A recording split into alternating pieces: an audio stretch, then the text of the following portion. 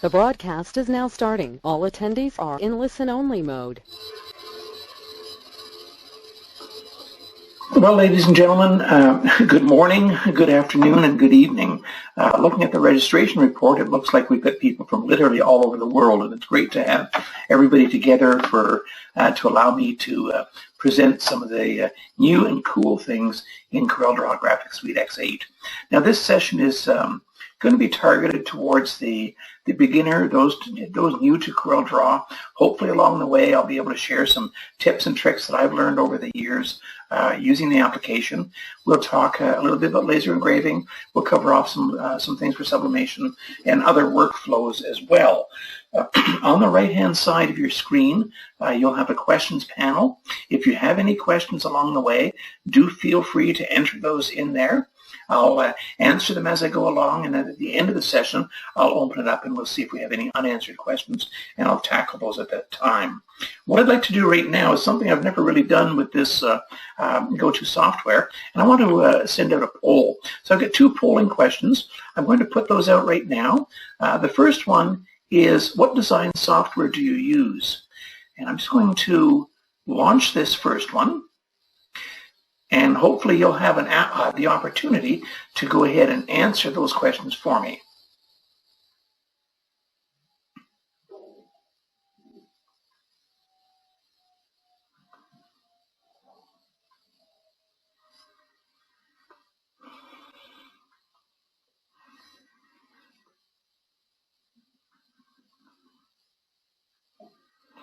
Looks like we've got about 65% of the people have voted so far. Those that haven't, if you can go ahead and just do that, I'd appreciate that.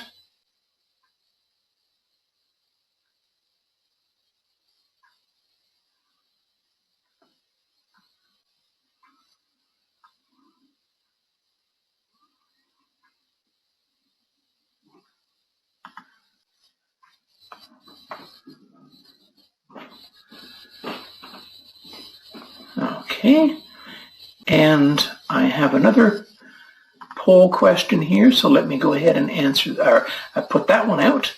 And this is, what version of CorelDRAW, those that answered using CorelDRAW, what version of CorelDRAW do you currently use?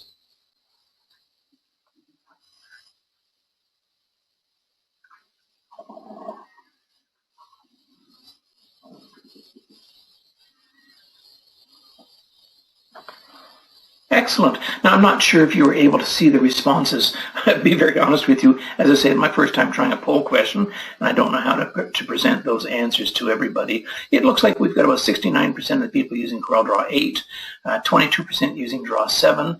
We've got some using 6, and a couple of people using X5. I've got 73% voted so far. So let me just check something there. And hello back to you, Keith in Texas.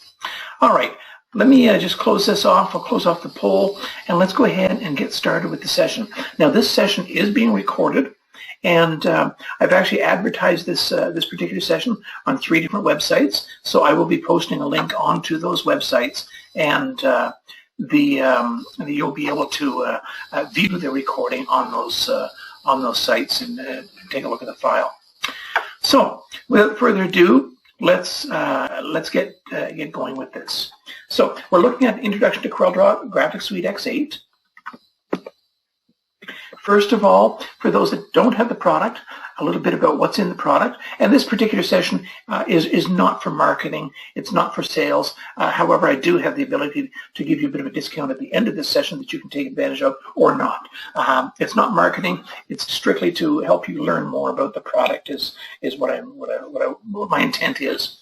So what's included with the product? Of course, you have CorelDRAW Graphics Suite X8, Photo Paint X8, Corel Font Manager, and for those that are new to or who have not used CorelDRAW X8 as of yet, this is our first version of the Corel Font Manager. Something really exciting in that you're going to see in this session, and we'll talk about it a little bit later on. Of course, Power Trace. Power Trace allows you to convert from a raster to a vector file format. Website Creator is a drag-and-drop HTML generator that allows you to create some fairly basic websites and that sort of thing. Corel Connect is the access to your content. and much more, and we'll look at that as well. And then, of course, Corel Capture is a long-time standard in the application. It actually first appeared in CorelDRAW 2 and has been there for some time. Now, excuse me, I see I have a question panel here. Stuck on quick poll screen, can't see what you're doing. Oh, bear with me for a second.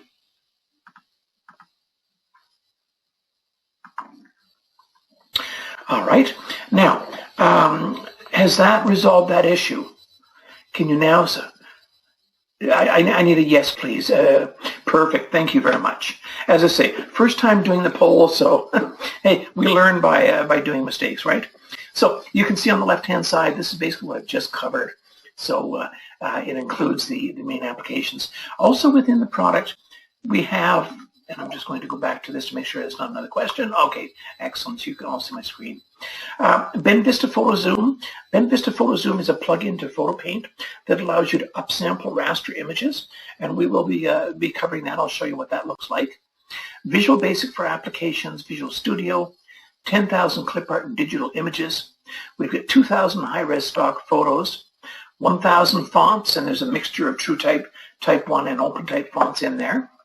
350 design templates for those that need to do up a quick brochure, business card, letterhead, or newsletter, something like that. 2,000 vehicle templates for those that do vehicle wraps. There are some different automotive layouts that you can use for creating vehicle wraps. 800 frames and patterns, and then of course over 5 hours of training within the application. Excuse me. System requirements: Windows 7, 8.1, and of course Windows 10. iCore 3, 5, or 7, or the Athlon by AMD. 2 gigs of RAM is the minimum memory. 1 gig hard drive space. It does support multi-touch screen, mouse, and tablet, and of course it also supports pressure sensitivity with the various types of tablets, such as the Wacom tablet and that sort of thing. 1280 by 720 for screen resolution. Internet Explorer 11, Microsoft.NET Framework 4.6, and of course, if you have a box installation, you're going to need the CD-ROM drive. We also require an internet connection, both for registration of the application, for access to Corel Connect to download your content, and there's some other applications or features within the application that internet is required. For example, we have the ability to insert a QR code. Once you've inserted the QR code, you have to validate that code. That does require internet access. So there's a few things, a few of the system requirements there. All right, let's jump right in. We're going to take a look at the interface. Let me move my webinar panel out of the way. Starting at the top, we have our address bar. This tells me where the current file I'm working on is located. Standard drop-down menus are below that. Below that is a standard toolbar. And let me just unlock my toolbars for a second. I want to take this out of here. That's an extension called Project Timer. It's on by default. I don't use it. It allows you to keep track. If you're charging customer for design time, it allows you to keep track of that design time and for billing purposes. I don't use it. It comes up by default. I've reset my defaults when I first started the session, and so that's why we're seeing it. So directly below the standard toolbar is the interactive property bar. It's also called the context-sensitive property bar. This property bar will change depending on the tool that I have selected, and it's going to give me additional capabilities or additional features within that tool. Down the left-hand side is my toolbox. Any tool that has a black triangle on the bottom left or bottom right-hand corner, that's an indication that it's a flyout, and there's additional tools buried in there. If I go over to the right side of the screen, you'll see this area here. These are called dockers, and they're called dockers because, well, they dock to the side of the screen. You'll also you may have also noticed that as I'm clicking on these tools, my docker is going to change, and it's going to tell me, this particular docker is called the hints docker, and it's telling me how to use the specific tool that I've selected. Now, so for those that are on CorelDRAW X7 or X6, if I go to the Help menu, I can go down to Highlight What's New, let's say since version X7, and anything that we've changed in X7 to X8, and let me just go back to let's go back a little bit earlier and go down to Help. You will see more that way. Let's go down to X5. Anything we've changed in since X5 will be highlighted. So as a person who's newly upgraded to X8, I can take a look at, oh, the smooth is highlighted. What is that all about? I click on smooth, and now my hints docker tells me how to use it. So it's a great way to learn the new features, find out what the new features are, and of course learn them. I'm going to turn off this highlight what's new. I'll leave the hints docker open. So again, toolbox down the left-hand side. Along the bottom, we have our page. I'm going to grab a different tool here. Okay. We have our page navigation. This allows me to go forward or backwards a page. I can go forward a page. I can go to a specific page within the document. Currently, I have a 46-page document. We do have the ability to create multi-page. I've done 200, 250-page documents without too much of an issue at all. Each of my pages have a tab. I have the ability to rename this tab for that page. Below that is the document color palette. The document color palette is important in that it actually travels with the document itself. And the advantage there, excuse me, the advantage there is that the document color palette, when I create a new file, I'm going to go down to New Document. I'll click OK. If I create a color with this, I'm going to add a color to that.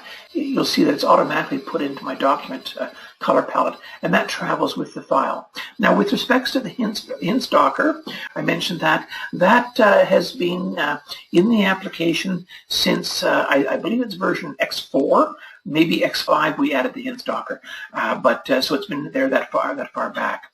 And in fact, I think in X6 there's actually a video portion to the hints docker, if I'm not mistaken, or maybe that was X7. Anyway, looking back on the right-hand side, so we've covered off the document color palette. Below the document color palette is our status bar. If I draw an object on the screen, my status bar is going to tell me what I currently have selected. I can left-click to change the fill color. My status bar tells me what my fill color is. I can right-click, grab a darker color. I can right-click to change the outline. And let me just set the width of that a little bit heavier so you can see it. So left-click will change the fill. Right-click will change the outline. Now, on the right-hand side, we have all of our dockers, as I mentioned.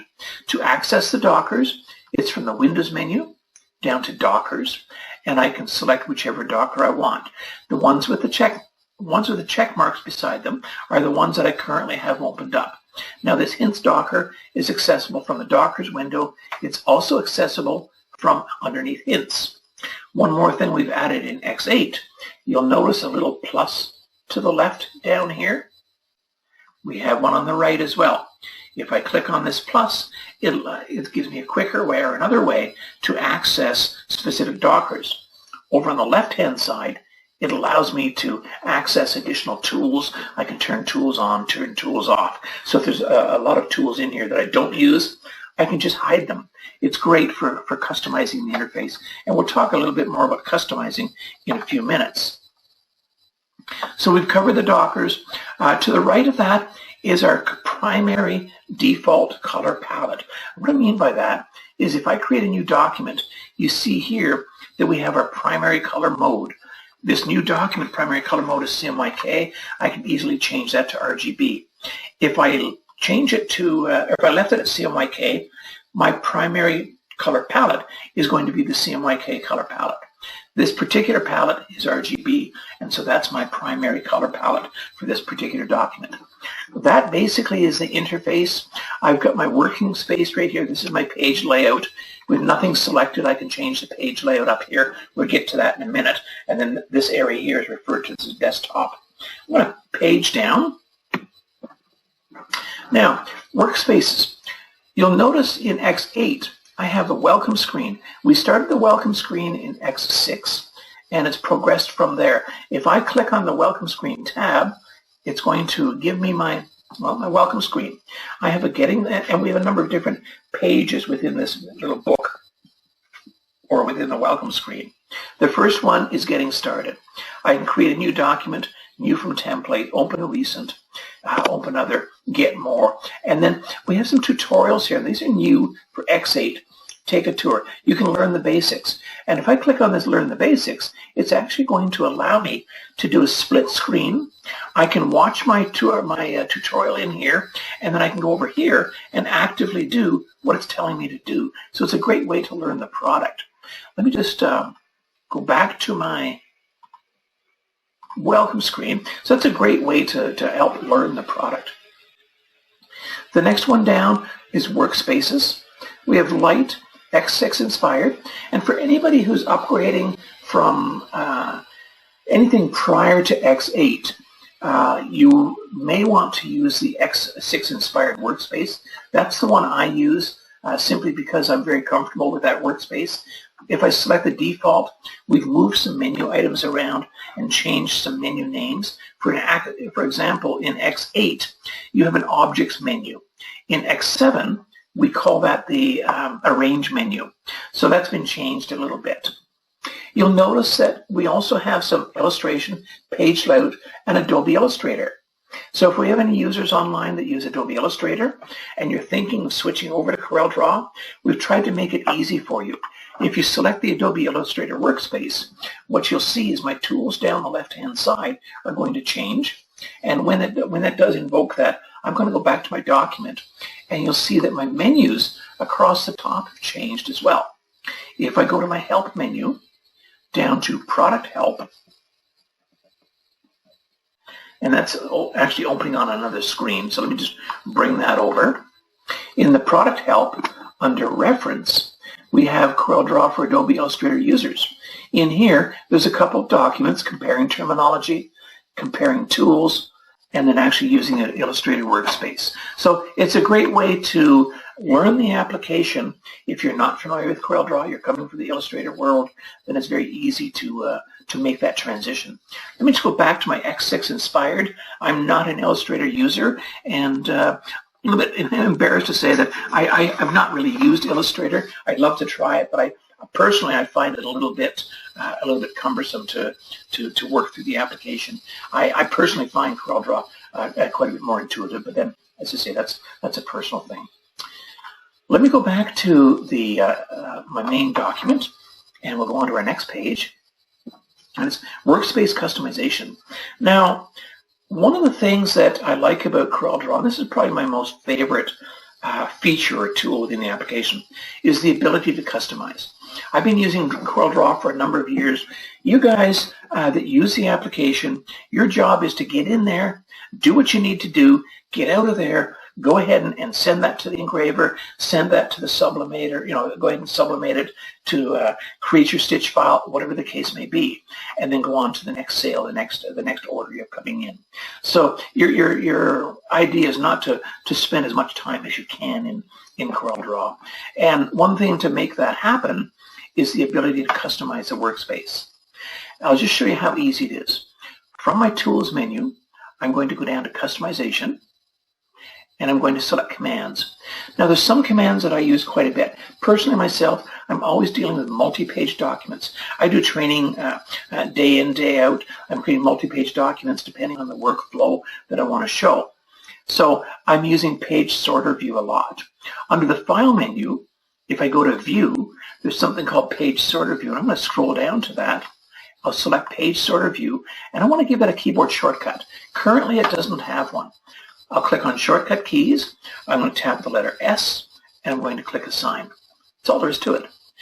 I do editing of nodes. I do editing of vector objects and redrawing logos and that sort of thing. So I'm always going from wireframe to enhanced view. I'm going to select wireframe. The shortcut key I use for that is the letter W, and I'll click Assign. To get out of wireframe, I'm going to use the enhanced key. I'm going to go to the enhanced mode, and to do that, I'm going to create a shortcut key. You might think I'm going to use the letter W. I'm actually going to use the letter Q. And the way I remember it in my mind is I want to quit wireframe. The nice thing about that is it's right beside the W on the keyboard, so I can very quickly toggle back and forth. Other keyboard shortcuts you might want to use is think of single letters. To group an object or to group a series of objects is Control-G. Some people may have an issue. You want your right hand on the mouse. Your left hand, of course, is going to have to hit the Control key and stretch up to the G or stretch up to the U, or you have to take your finger off the mouse to tap the Control plus the U, Control plus the G. Why not just make it G for group, U for ungroup? So again, hand on the mouse, single tap on the G, you group those group of objects, or you tap the letter U to ungroup. I'm going to click OK. Under the View menu, you'll see that it's actually added what my keyboard shortcut is. And I can now sit there and toggle back and forth very quickly from wireframe to enhanced view to page sorter view and go back to whatever page I want within the document. So a few seconds to customize will save an awful lot of time. Here's one that really bothers me. If I draw a rectangle, I have the ability of changing the line weight. Okay? If I type a piece of text and I right-click to give it an outline, I don't have the ability to change the line weight. To me, that's wrong. I'm going to select this object. I'm going to hold the Control plus Alt key down, and I'm going to click this element, and I'm going to bring this right out onto my page. I've now started to create a custom toolbar. So if I delete this object, I come over to my text, I can come down here, and I can change the line weight on that. Let's give it something so we can see it. That's way too big. Let's give it a different color, you'll see it better. So I now have the ability to give text an outline. If I did a simple line like that, I can take these elements here, Control plus Alt, drag and drop, and I'm going to build or duplicate this toolbar. Oops, let's close that off.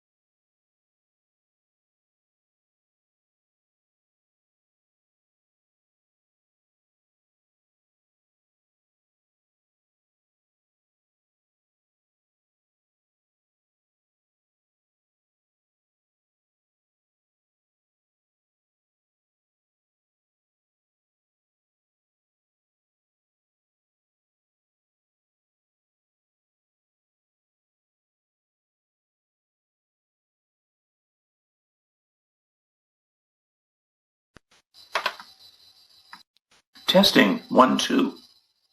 Testing, can you hear me? Okay, thank you. All right, perfect. Okay, stop telling me you can hear me. I see it. All right. Sorry, ladies and gentlemen. I don't know what happened with the audio there. All right. I'm not sure where we left off with the audio. We're talking about workspace customization and the fact that if I want to create a keyboard shortcut, or not a keyboard shortcut, but a new toolbar, it's Control plus Alt. Click on whatever tool you want, and then drag and drop that onto your desktop, and you can start and build this toolbar. So that's basically it for that. Now, one more thing with respects to workspace customization is I can go to my Windows menu, Tools menu, down to Options, under Appearance. Here I have the ability of changing the size of my screen. Notice it's very, very large. If I have visual problems with visibility, I can increase it drastically. I can reduce the size. We do support 4K monitor as well. Let me just reset to default. Also, as far as color themes go, some people prefer the darker theme. Those that are coming from Adobe Illustrator may prefer the darker theme as well. And I also have a black theme. Let me put this back to the light. Personally, I prefer that one myself. I'm going to select Workspace, and here I can actually export this workspace. So if I have a design studio with 5 graphic designers, I can customize the interface and take this file and bring that into each of those systems, and it will then have all my employees working the same workflow, so I'm comfortable at any one of these systems. Likewise, if I want to pare the system down and do virtually nothing at all, like have virtually nothing at all in the interface, then I can certainly do that. Okay, we've got to move along. I'm spending a little bit too much time on this, so just bear with me for a second. Setting up the page in CorelDRAW, very easy. We can go File, New. This allows me to set up my page size. There's a number of different page sizes in here. Notice that we have the primary color mode, as I've mentioned, as well as rendering resolution. There's also some custom presets, so I can select Web. It will automatically change me to pixels, automatically drop the rendering resolution down to 96 dpi. Let me just cancel that off. Another way to get into the page setup very quickly is to double-click the shadow of the page, and that will take me in there as well. The Object Manager, and I'm going to open up a new document just to show the Object Manager. It's going to be a little bit less confusing. The Object Manager is located right here. And as I draw objects on the page and give them colors, you'll notice them appear in the Object Manager. This is on layer 1, bottom left-hand corner of the Object Manager. I can create a new layer. I can call this whatever I want to. Maybe I want to call it artwork. And it didn't accept that, so let me just change the name of that again. And when I go to do another object, you'll notice that it's automatically dropping it on my artwork layer. The active layer is the layer that's in red. And let me just give that a color. Here I can hide the layer. I can set the layer to not print, as well as not editable. So if I took this object marquee selected here, it's selecting everything except for the object of that layer because that's locked. And that's basically what the Object Manager is about. We could get into more detail with master pages and whatnot, but I don't think it's absolutely necessary for this particular session. And I realized that I've got myself stuck in that I spent a little bit too much time on the other slides, and I've got an awful lot of content to cover. If by chance I pass the 2-hour mark, I don't have an issue with continuing. If you guys have made a commitment to get off after the 2 hours, that's perfectly understandable. I do plan on continuing. If I do run over, I don't have an issue. I guess what I'm saying is I don't have an issue running over. Okay, rulers, grids, and guidelines. You'll notice that this particular document, I'm going to zoom out a little bit. My 0, mark, my 0 is here and here. So the 0, coordinate isn't really the top of the page. Let me zoom into my page. I want to reset 0, to here. Laser engravers like to see the 0, top left corner. Left click and drag, and I can bring that out here. If I wanted 0, bottom left-hand corner, I can do that, or I can make it in the center. I'm going to leave it at the top left corner. And the ruler, if I hold the Shift key down, I can actually bring the ruler out onto screen, and that can help with some fine-tuning on the measurements and that sort of thing. Shift key, drag and drop, will put that right back. If I want to bring a guideline out, I'm going to left click. I'll bring a guideline down. I can bring another guideline out, and that way that will assure me that I'm lining up this text in the proper spot on all pages. If I click a guideline, I have the ability to rotate it, and this here is my pivot point. So if I want the guideline to rotate from that point, then I can certainly do that as well if I want to align stuff up on an angle. Let's go ahead and delete this guideline. And I'll delete that. So starting with a template, from the File menu, I'm going to select New from Template, and this is going to open up the New from Template wizard. It takes a few seconds for it to populate the thumbnails in here. You'll see that I've got a number of templates. These are they ship with the product. One of the nice things about this feature is I can create a template. Let's say I'm doing sublimation, for example, and there's a number of different suppliers for substrates for product that you can sublimate on. A Condi is one of them, for example. So if I'm using the Condi system of templates and whatnot, I can open up one of their templates, do my artwork in it, and I can save it as my own template. So here we can see, here's a couple of different templates that I've created. If I did, for example, let's say I did a pair of flip-flops. On the Condi website, when I download their template, this is the text that comes along with that template. I have the ability to have what we call designer notes and attach those to the template. So a customer comes in and says, I want a baby bib for my granddaughter. So we're going to pick up the baby bib template. We're going to do the design on it, sell it to the customer. Customer's happy. He's got his little baby girl template, our baby girl bib, and he goes away. Save that file as a template, because 2 months down the road, Uncle Bill's going to come in and says, I need a baby bib for my new nephew, Bobby. You can bring up the template where the artwork is already done on it, change the color, change a piece of text, and you're out the door. The idea is in and out very quick. So creating a template can really help save a lot of time. And then, of course, the designer notes, you can write those out ahead of time. You can put whatever you want in there and just copy paste that in when you save the file out. And when you save a file as a template, and I shouldn't have grabbed that one. Let me, well, I can. Let's go CDT, which is CorelDRAW template. If I save this out as a template now, it's going to come up with the dialog box, and this is where I put my designer notes in and that sort of thing. Okay, let's go down to some basics right now. The difference between a raster file and a vector file. I've seen on many of the groups, the different Facebook pages that I'm on and whatnot, this customer wants a bitmap, and I need a raster image, and I need a vector image, and what kind of bitmap does he want? All this terminology. Let me just spell it out for you. A raster image is an image made up of pixels. Plain and simple. Okay, the advantage to a raster image, I can get beautiful continuous tone in an image. The disadvantage is, number one, is the file size is going to be a little bit heavier. Secondly, I typically cannot increase the size of the file any more than about 20% before I start losing quality on that. Some default raster, some common raster file formats would be TIFF, PSD, GIF, PNG, JPEG. These are some standard raster formats. When somebody says, I've got a BMP file or I want a BMP file, what they're actually saying is they want the Microsoft Windows BMP file. Not really. What they're saying is they want a Kleenex. When in actual fact they want a tissue.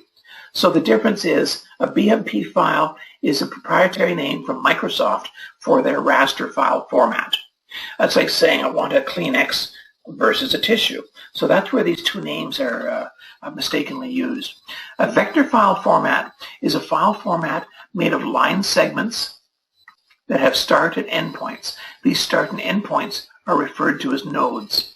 The advantage to a raster file format is that I can take a 1 inch by 1 inch image, or in this case, a 2 inch by 3 inch image, and I can make this 25 inches across. And it will be clean, crisp, and sharp as the original was. I can't do that with a raster file format. So very easy to scale. It's a little bit more difficult to get the continuous tone in that, although different technologies in the applications, and when I talk about mesh fill, you'll understand what I mean, are allowing you to get better continuous tones, but for the most part, it's kind of difficult to get those continuous tones. My audio is going digital. I don't understand. Oh, my audio is breaking up. Okay, it's cutting in and out. Just bear with me for a second here.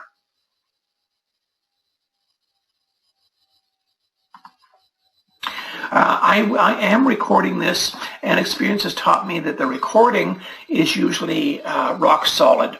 So worst case scenario, if I break up too much or something like that, and I'm watching it in my audio panel right now, on all beeps.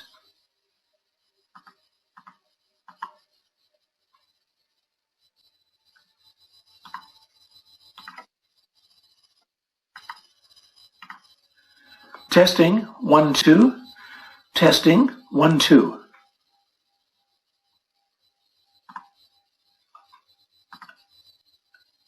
Okay, is the audio any better? Can you hear me at all? It's not getting any better for you, Keith. I'm hearing some people are saying yes. You must talk a lot. Sorry. I guess I do talk a lot. I'm locked up on the screen. Do other people see me locked up on the screen if I zoom in and zoom out? Are you seeing me zoom in and zoom out?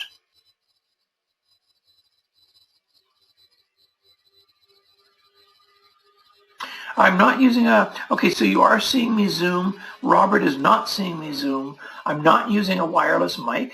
I've got a built-in mic to my system.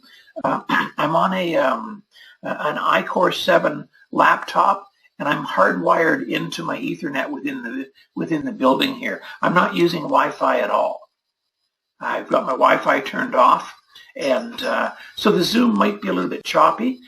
I'm going to continue the best I can. If it gets to be too much, do let me know. I'll keep an eye on the question panel, and we'll try to go through this. We've got a large group on. I've got almost 65 people on right now, and I'm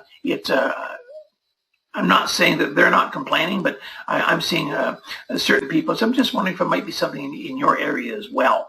It could be, maybe not. I don't know. Kim, yes, you should be seeing slides. I'm going through these slides. I'm stuck on the understanding file formats right now, and actually, let me just change that. I just switched to selecting alignment. So, Kim, did you see that change? Randy, you're still seeing the poll? Oh, wait a minute. That was 30 minutes ago. Okay, sorry about that, ladies and gentlemen. Let me just scroll down in this question list. That's what it was. Okay, Mitchell, it's a hot topic. Which is a hot topic?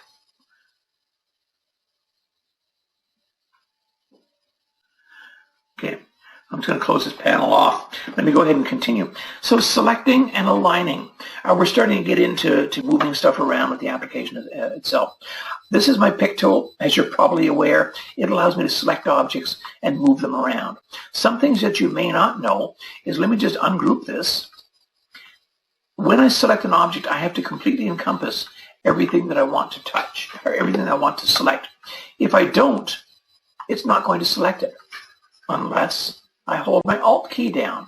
If I select in here like this, it's now selected what that marquee has touched. Let me go ahead and group that back again. I want to select something that is within a group. Then I can certainly I can certainly, okay. All right, it looks like we're having problems. Video is frozen again. I'm not seeing a video frozen on this end. Let me just double check my network under here. Bear with me.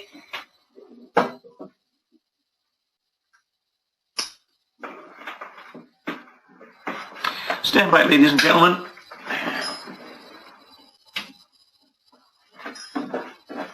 I just made sure that I've just unplugged my Ethernet and plugged it back in, and hopefully that's going to make a bit of a difference.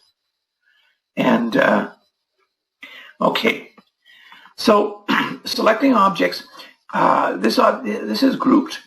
If I hold the control key down, first of all, without the control key down, we have square sizing handles. If I move one of these, that allows me to change it proportionately.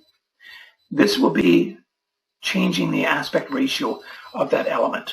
If I click again, I have rotation handles, so I can rotate. I can also skew that element.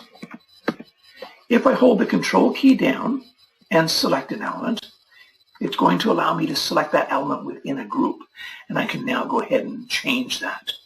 Let me just move this panel out of the way. We're going to change that. I'll select this element here with the control key held down. I can change the color of that. So very easy to change objects within a group. Okay.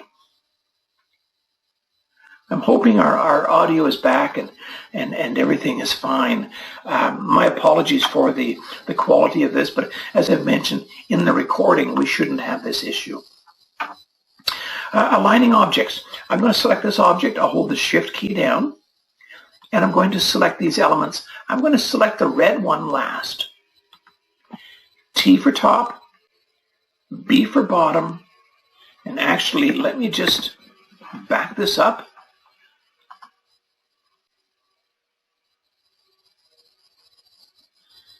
And I want to reverse order. There we go. So I'll select these objects again. Red one last. T for top, B for bottom, L for left, R for right, C for center, and E for even. Just undo that once again. And you'll notice that it's based on the last object selected. So I'm going to select the brown object last, T for top, B for bottom, L for left, R for right, C for center, E for even, and the final one, P, will move to the center of the page. If you have objects selected, let's say I have this here, I'm going to ungroup this. If I select this and I want to move that to the center of the page, if I tap the letter P, I've got a real mess on my hands. Let me undo that. Anytime you want to center a design to the center of the page, you want to make sure that it's grouped. Okay?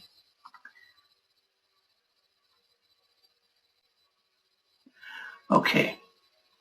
So we've had a couple of drop-offs. My apologies for the audio, ladies and gentlemen. Different shaping commands. So we have the, just a second here.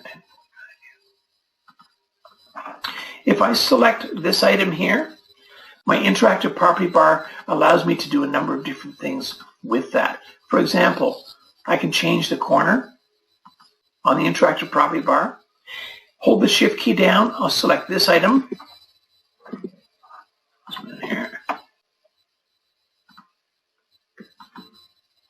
And my interactive property bar, this allows me to combine, and combine will create a knockout where the objects overlap.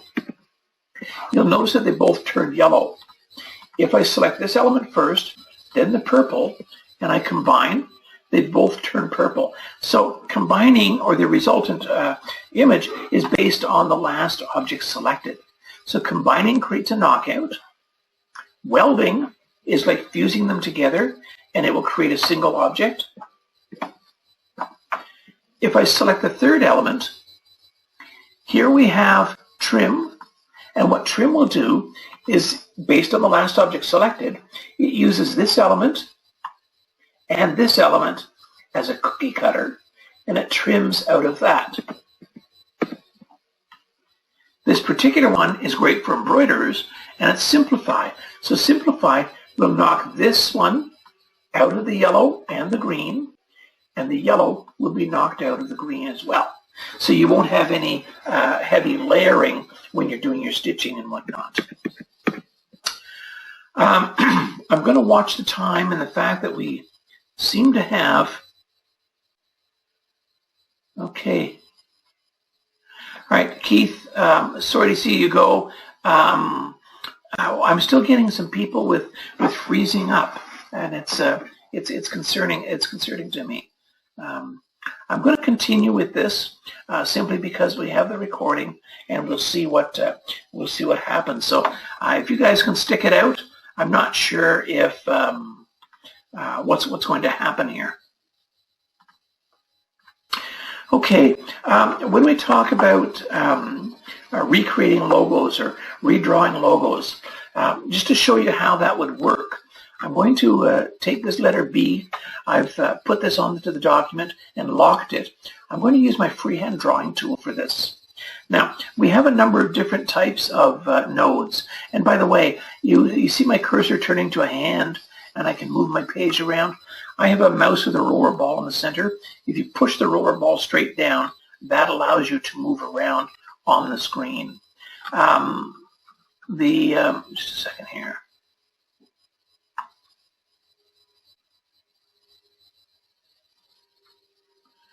Okay.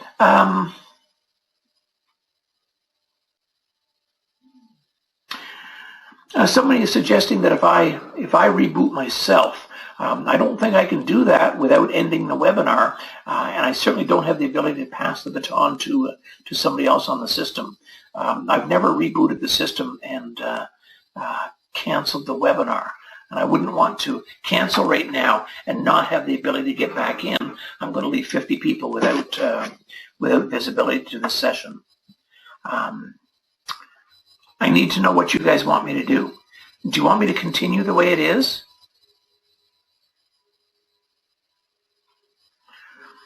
I don't have the ability here right now to use a landline for the phone.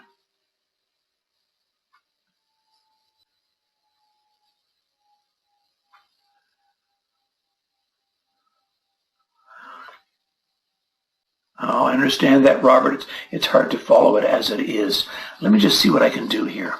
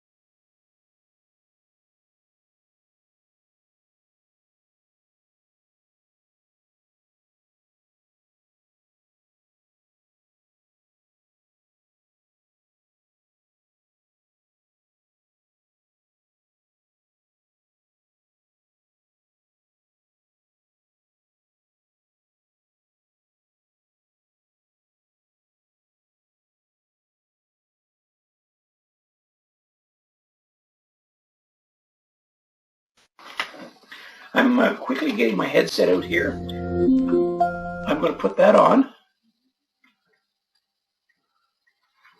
Okay, something just happened. I just heard audio. Are you hearing me any better right now? Is it? I'm not using the headset, but I'm just wondering if the audio is any better right now. It sounded as though something else dialed back in. Are you hearing me all right?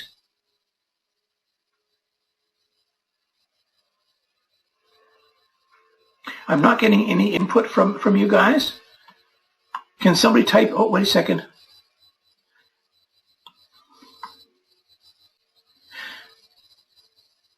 Not much better. Okay. Stand by.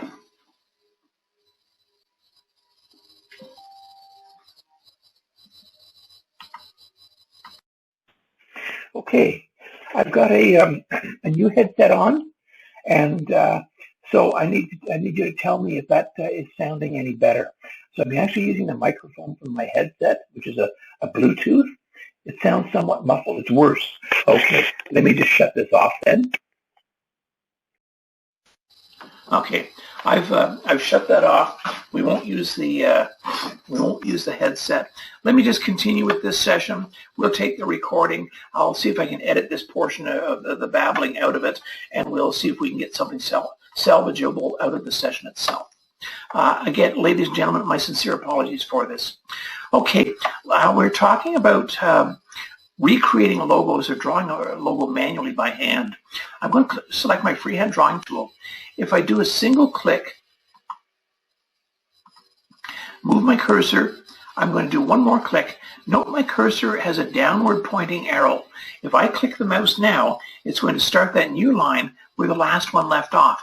And so I can actually, in this matter, create a solid object that I can give a fill. Okay, we'll use that same principle to recreate this object here. So if I do a single click, I'm going to do a single click, then a second one, in other words, a double click here.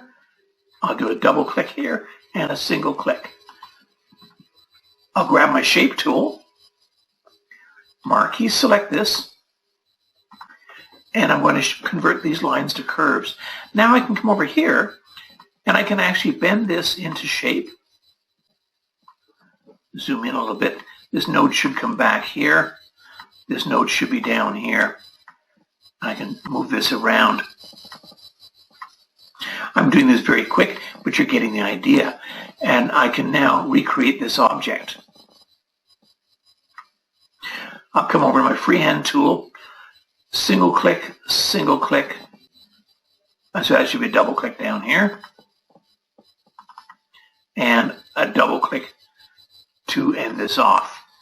And that didn't join, so bear with me for a second here.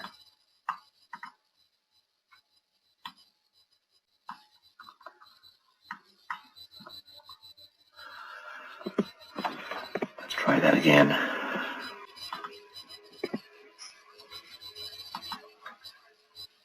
Single click, double click, and single click. Grab this. I'm going to convert those to curves. And now with the shape tool,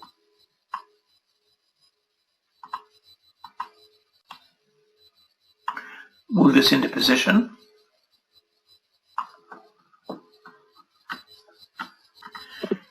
I'll duplicate this and move it down to here. And now if I give these objects a fill, we've seen our different shaping commands before, in that if I select a bunch of objects and I select combine, it's going to create a knockout where objects overlap. And that's all there is to drawing an object like that. And so Tammy, so a couple of questions there. What tool am I using? I'm using the freehand tool to create the object. Double click here. And the other question was what fewer nodes the better. It doesn't, I mean, it depends on the object itself. If I wasn't able to get a very good curvature on this node here, and let me just convert that to a curve. If I didn't get a very good curvature here, not the way I like it, I can come in and I can double click to add another node, and I can move that into place. I can change that node, so I can double click anywhere along the way to add more nodes. Double clicking a node will remove that node. Also, we have something called the smoothing tool, and if I have this object here, for example, you'll notice that there's quite a few nodes. Those that do plasma cutting and CNC cutting, if you have something like this with a lot of nodes on it, I can come underneath here. I'll grab my smooth tool, and let me drop that down to 0.5. I'll just do a couple of strokes over top of this, and if I take a look at that with the shape tool now, we've dropped the nodes down quite a bit. Let me do a little bit more on it. Back to my shape tool, and so the nodes have really dropped down quite a bit. So it's easy enough to be able to remove those nodes.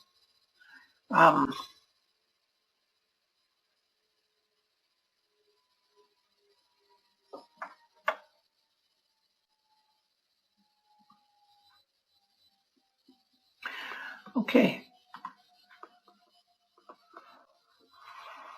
Let's go ahead and go to our next page.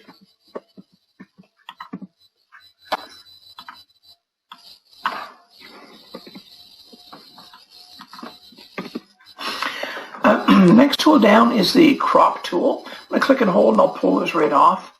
Very common call that we get. I want to crop this windmill out of here. So I'll simply select that, double click, and I've lost my entire design. What happened to it? Well, basically what's happened is the fact that we didn't tell Corel what we want to crop from, and it's thinking we want to crop this out of our entire design.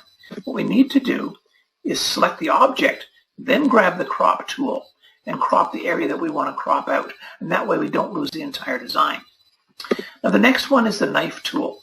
And for those that haven't used X8 as of yet, the knife tool is fairly straightforward. It allows you to do cuts.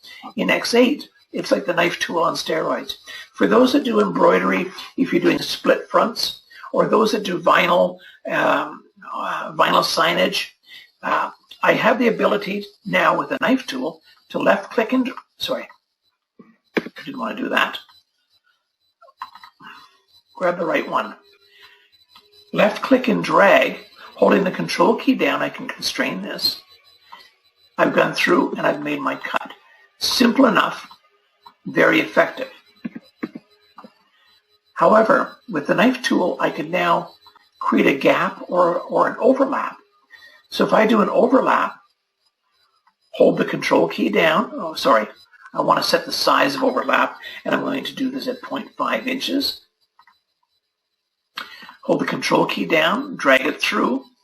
That's done the cut for me with a bit of a gap, and so those that do a split front will appreciate the fact that we now have the ability of wrapping this around each side of the jersey, and it allows me to do my split front.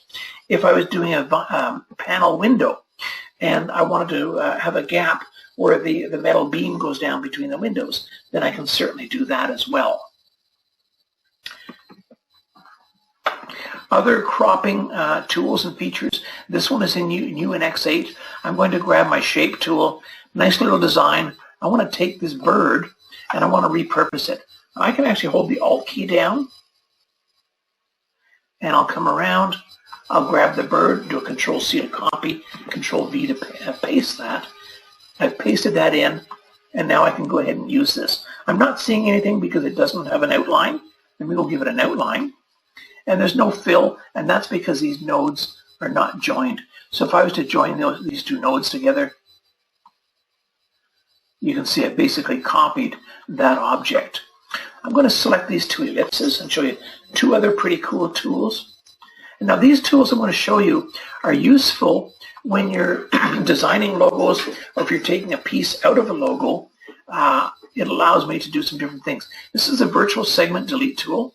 Before I use that, I'm going to draw one horizontal line here, another one over here,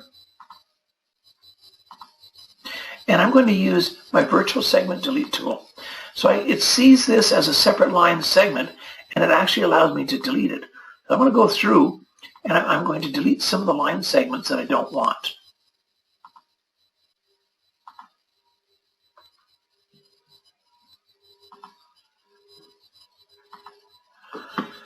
Now the next tool is called a Smart Fill, and the Smart Fill tool allows me to fill or create an object out of a void. So with the Smart Fill tool, I'll leave it this color here. I'll click in here. It's actually created an object there. Let me go ahead and I'll grab a different color, make that black, and I'll grab a different color, and let's go with red. So very quickly, I've made a three-dimensional object out of a couple of ellipses.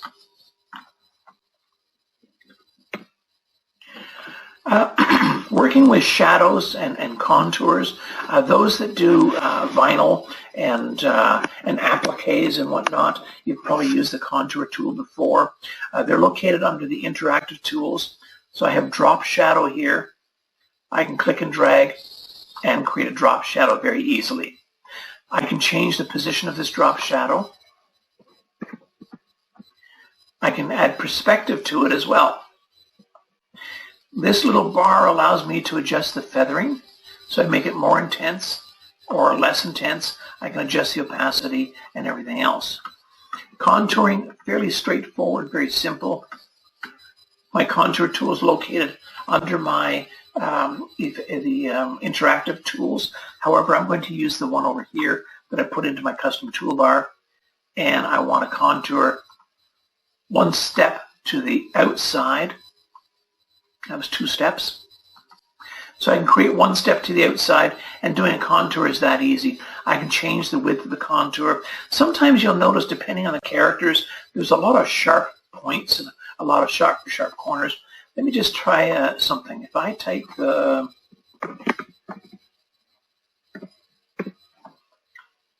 little, yeah, so that's not too bad. I was hoping to get something with, maybe I need a different font. I want to get something with a lot of sharp corners to it. So I'll try something like maybe Arial. Go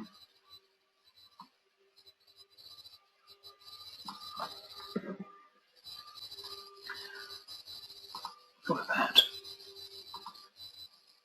So we have sharp corners on here. If I didn't want those sharp corners, then I have the ability of miter and using rounded corners on that, and so that works quite nice for something like that. One of the questions when I posted on the Facebook pages, somebody wanted to know how to create a virtual sample, and so I thought I might play around a little bit. We've got the envelope tool. I'm going to take this piece of text, I'm going to put it on this mug, and I want to make that look like a virtual sample. That's in behind. Let me just bring it to the front. And I want to go into here. I'm going to grab my envelope tool, and let me just zoom in. The envelope tool allows me to place nodes within here, and I can distort this. So I'm going to delete these nodes in the center position, and then I'm going to grab this line. I'll bring it out here. I'll bring this one down. Let's bring this up a little bit. So we're trying to give the illusion, this is actually printed on the mug. That might be a little bit low. And bring this down a little bit.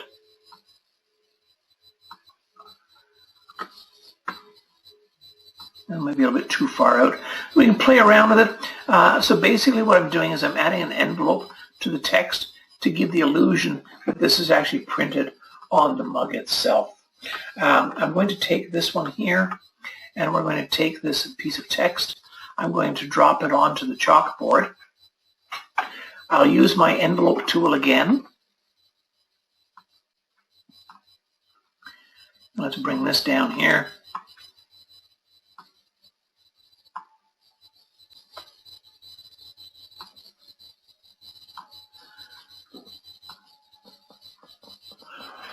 And I can set the font for that as well, that particular piece of text.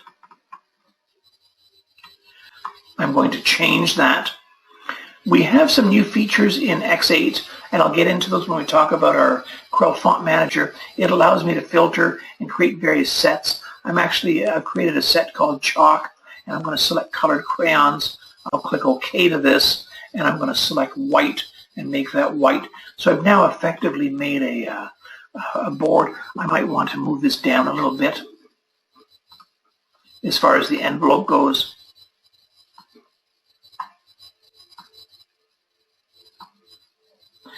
So you can see, very easy to do something like that. Make it look like it's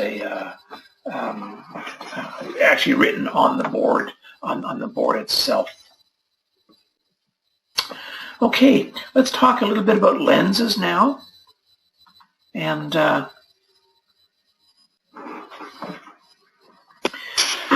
when I select this object, let me just zoom to the entire page.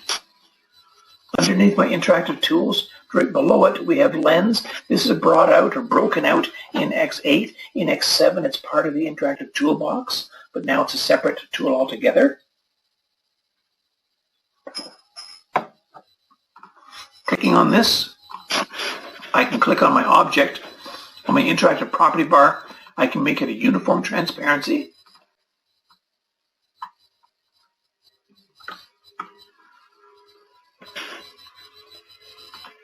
I can also make it linear. And of course, linear transparency allows me to make one side less opaque and one side more opaque. I can also add a pattern or texture to it. Now it's kind of hard to see there. If I was to move this off the side, you might be able to see a little bit of a pattern here. That's basically what a transparency is. Lens is a little bit different. Lenses are accessible. I'm going to zoom out a little bit or bring this closer. They're accessible in one of the dockers from Windows, down to dockers, to effects, and then into lenses. You'll see I have a number of different ones here. I'm just going to show you a couple of them. The first one is fisheye. So I've added a fisheye effect to, let's go to the center. Well, it doesn't really show it that well with the fisheye. Let me bump up the, no, that's it's showing a little bit, but not really. The magnifying one works quite well. So I've magnified the area underneath here, and it works quite well. The ability to select frozen, what that does is it's freezing what's in that lens, and I can now move that to another location and maybe use that in a design. As far as transparencies, you can do it on solid vectors. You can also do it on bitmap images. So I'm going to select this. I'm going to do a Shift F2 to zoom to whatever's selected.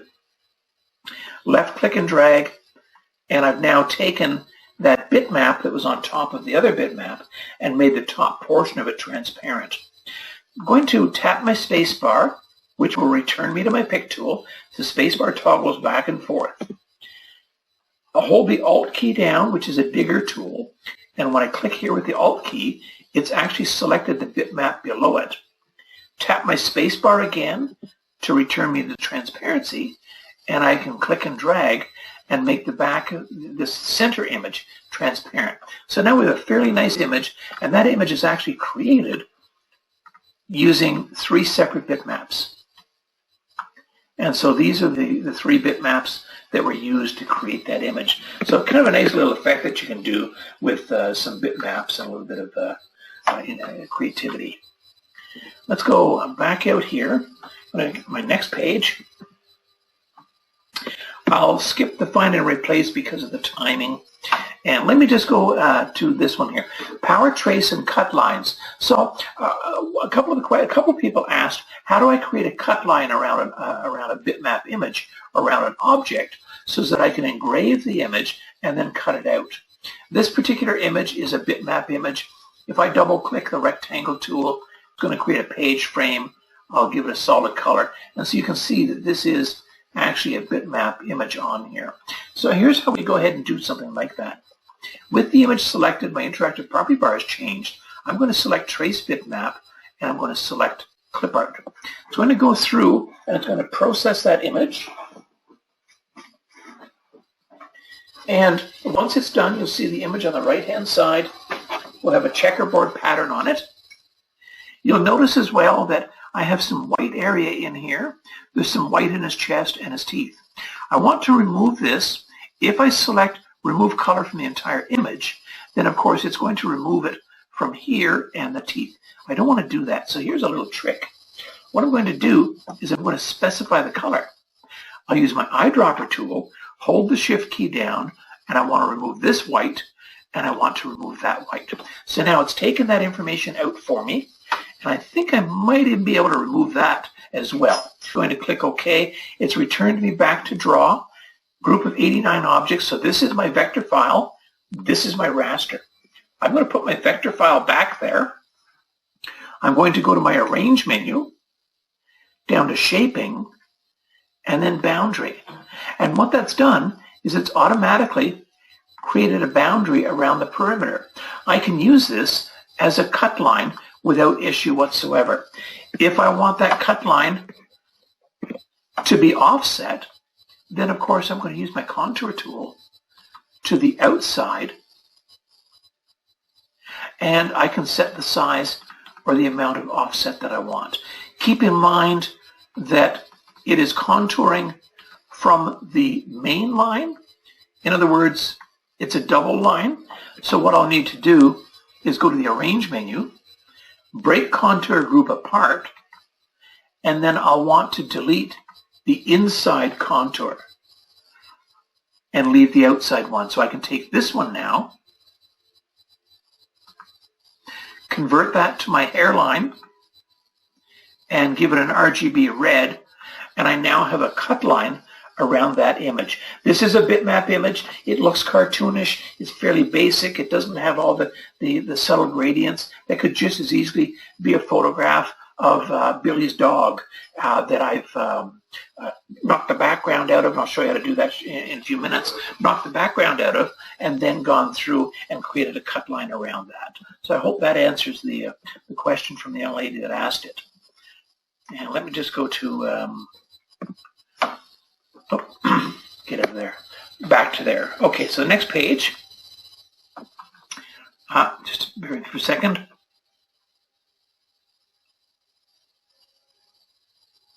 Okay, this webinar will be available as a recording, and I'm getting a number of people saying that there's a delay between the audio and the video. I understand that. Unfortunately, at this point, I don't know that there's much that I can do other than maybe speak a little bit slower, and not that it'll catch up or anything, but just so that I'm not moving the video so fast. And I think that might be part of the problem. So I'll try and slow it down a little bit. The next is Power Clip. Now, Power Clip gives you the ability of taking a object or group of objects and putting them inside a container. That object or group of objects can be vector, it can be raster, or it can be text. The container can be text or a vector object. Select my image from the Effects menu, Power Clip, Place Inside Frame. If you're using X6, it says Place Inside Container, and I'm going to click on my container. That's all there is to it. It's as simple as that.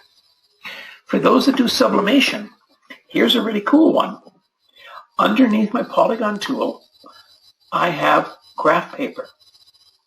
If I want to create a backsplash in a kitchen, maybe a restaurant, if I'm using 6x6 sublimatable tiles or 4x4 tiles, I can do my measurements. I can create a grid of whatever size I need. Here's my grid. I'm going to select my image. Instead of going to Effects, Power Clip, I prefer to do it an easier way, which is right-click and drag, let the mouse button go, and Power Clip inside. If I want to, I can Control-click on it, and it'll take me into the Edit state, where I can move my image around. I'll Control-click outside of it, and now I can take this, because it was created with the graph paper tool, and I can ungroup it. I'm going to take these objects, I'm going to lay them out, print them on my paper, run them through the printer, cut the pieces out, wrap them around the tiles, and then go ahead and sublimate those tiles. I can then install this series of tiles as a beautiful backsplash on a Mexican restaurant, now maybe I'm stereotyping there, on a restaurant, on a kitchen backsplash, or whatever the case may be. So it's a great way to do something like that with the Power Clip. Okay, we're getting into text. Excuse me, I'm just going to take a sip of water.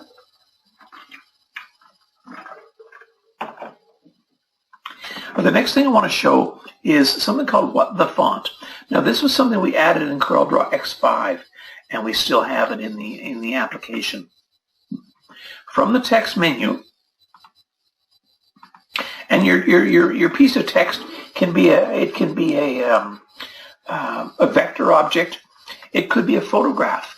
So the customers said, come on over to my business, take a picture of my sign, and I want you to do a logo for me with that same thing. You want to find out what that text is.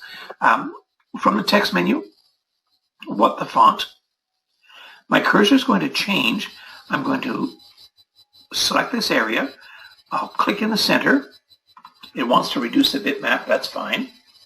And it's going to open up in my browser, probably on this other window. Yeah, and let me move it over.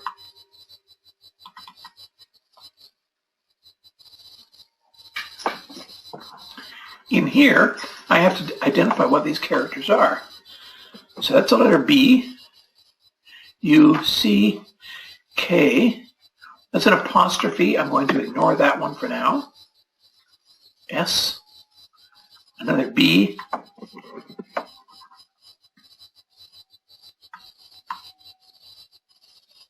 that's an I, uppercase I, and I'll click continue. It's going to come back, and here are some fonts that could very well be. So it's very easily found a font substitute that I can go ahead, and that actually is the Serpentine Bold Oblique that I use for that. So very quick it came back, and it showed me what I want to use. Okay, go back to the full page.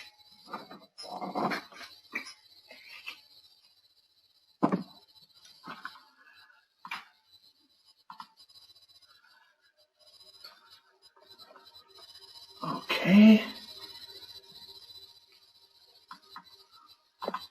Close out this panel here.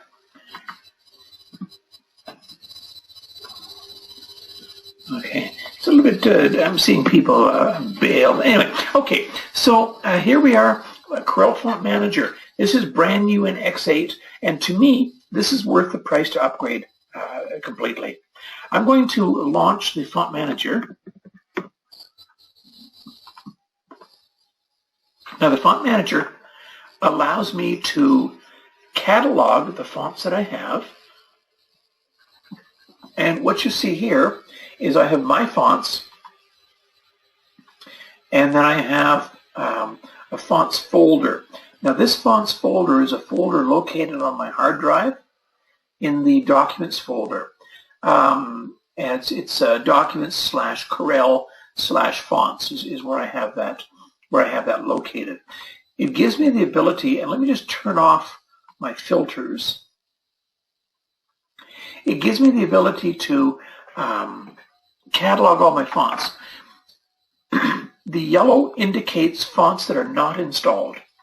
So they're in that documents folder. They're not installed into the Windows system folder. Green are installed, and green with a padlock on them are system fonts that can't be removed. And I'm just scrolling down to where they are so I can show you what that icon looks like. And there it is right there. So these are fonts that cannot be removed. This is a family of fonts, and the yellow is not installed. Anything that's white are Corel content fonts that have not yet been downloaded. So I can download this font if I wanted to, right-click, and I'll select download, and it's going to download it from the Content Exchange server. And there we have it. So it's now downloaded. That little palette, there we go, it turned yellow now. So those are fonts that are downloaded from content. These other ones, the white ones, haven't been downloaded. The green ones are from the Content Exchange server, and in other words, the free fonts that we provide, and these ones have been installed. If we take a look at my fonts, you can see I have 5,973 fonts. Now, we tell customers you shouldn't have any more than about 300 to 500 fonts installed. Any more than that, it starts to reduce the quality or reduce the speed of the system. If I take a look in my fonts folder, I have 5,837. So do the math, 5,837, 5,973, that's roughly 140 fonts. I have 140 fonts installed. The rest of them are not installed. And what's nice is that I can come through here, show me all my installed fonts, all my uninstalled fonts. I've got all sorts of filters that I can use. I'm looking for bold or heavy fonts, whatever the case may be. I can do that in here and filter them out. I can create categories and groups. So I have chalk, I've got decorative, I've got grunge style fonts, I've got holiday fonts. There's my grunge. This is my holiday style fonts. I can increase the size of this preview. Let's go with outline fonts. I want symbol fonts, any category that I want to create. And the beauty of that is that these filters are available in CorelDRAW. So when I close down the Corel Font Manager, if I come up here, I'm going to highlight this piece of text. I'm going to come in here. I have my filter right here. And I'm going to say, I want to use a font that's not installed. So here's a font that's not installed. I can go ahead and select that. We now have the ability to use fonts that are not installed on the system. They're simply in a folder, and I'll show you where they are. Documents, Corel Content, and these are the fonts. They're not installed in my Windows Fonts folder, but I have access to them. That's huge. The number of fonts that Corel can support, right there. Short answer, just over 1 million fonts that I could have. I've got 6,000 fonts, which to me is more than enough. But the ability to be able to use fonts that are not installed, to me that's huge. Okay, talking of fonts, script fonts. Now, for those that do laser engraving, if you're doing a cake topper or something like that, sometimes, I've been asked a few times, and I've done a couple of videos for some of the people on the ELF Facebook page, and there's another laser engraver page that I'm on as well. And they say, well, I want to take this font, but this is very fragile. If I cut this out of acrylic, that's going to snap off. How can I make that font heavier? Here's a trick. If I select this element, and this element here, and this element here, my interactive property bar is going to change. I have a weld feature here. I'm going to do a Control+Alt. I'll drag this right out here. I don't need this anymore, so I'll delete it. I'm going to take this piece of text, and let me just get rid of this ampersand in the middle. I'll take this piece of text, and I'm going to give it an outline. And what happened to my outline bar that I created? We need to bring that outline bar back. So we come into here, Control+Alt. I'll drag it onto the weld.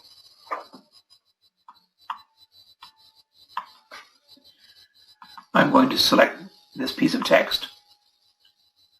I want to add an outline to it, something heavier than that. So we've got a lot heavier outline. There's no way I can send this to the engraver right now.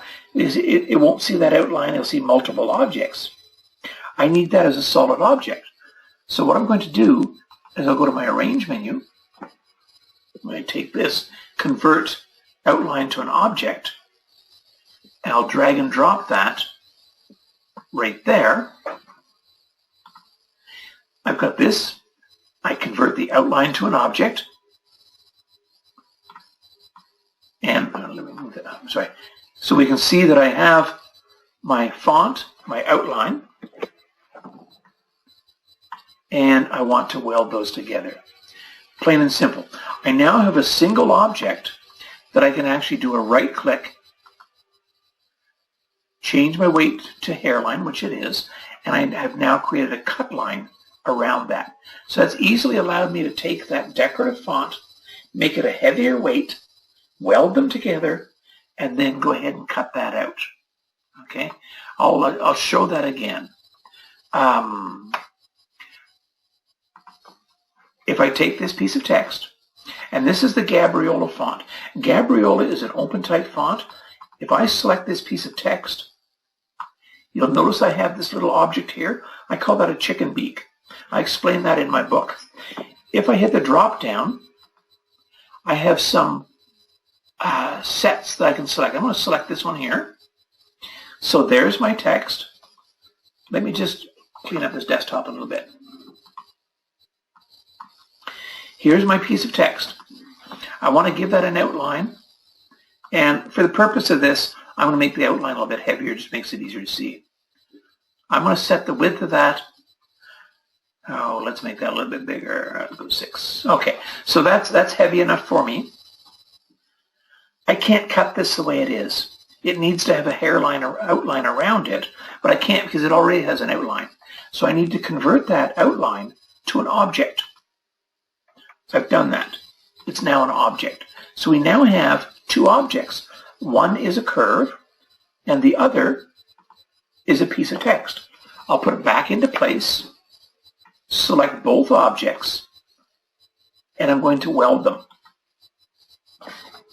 It was based on the last object selected, so it ended up welding it. So I now have my heavier text. Because this is a solid object, a curve, I can right-click on my red, and that now has created the cut line. That's all there is to it. Okay, so a great way to take delicate-looking text, heavy it up. So the process again is give it an outline, convert the outline to an object, and weld the two together. But keep in mind that you can't weld them together. And let me just do an undo right to this point. Yeah, so let's take the convert the outline to an object. And there I can weld the two of them together. I used it on my toolbar, which I could do as well. So it makes it a lot easier to do something like that. Okay, let's go ahead and go on to our next page. I'm looking at my time. I'm looking at the number of pages I have left. Working with fill is fairly straightforward. I'm not going to cover anything with that right now. Let's go to the Get More. That's important. Get More allows me to access more content. And if you want fills, then I'll go back to them. If I see anybody mention that they want fills, then that's fine.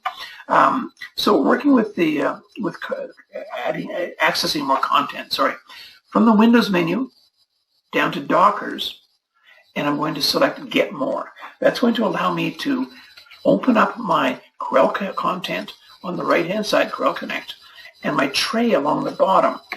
Now, the way this tray works is I'm working on a couple of different jobs right now for a customer. Where I'm not talking laser engraving now, I'm talking more page layout and design, where I might have to use a bunch of different photographs, or maybe it could be a bunch of different photographs that they want engraved on plaques or whatever the case may be. I have the ability to go into my content and I can do searches. So I want to search for, let's say, horse. Type in horse, I'll hit enter, and it's going through, and it's found a number of images for me. I can take this image, I can either drag it into my document, and what it's doing right now is just downloading it, or I can put it in the tray. Now these trays, I can set up various trays based on customer name, based on project I'm working on, whatever the case may be. These are a couple of shots that I took at a friend's wedding down in Jamaica.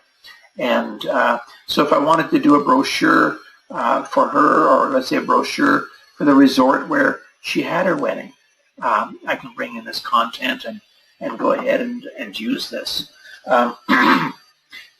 In here, the way this works, I'll close this off a bit. These are the libraries that I can search. You want to make sure that you have Content Exchange selected. In here, I can filter this out to grab either vector images, raster images, whatever the case may be. If I have folders of clip art on my desktop, maybe I have a network drive, then I can add those in here as well and search those. That basically allows me to get content.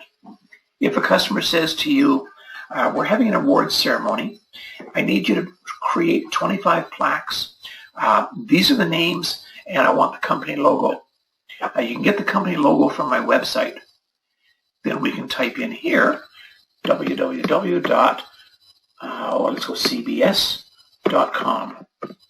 and hit enter.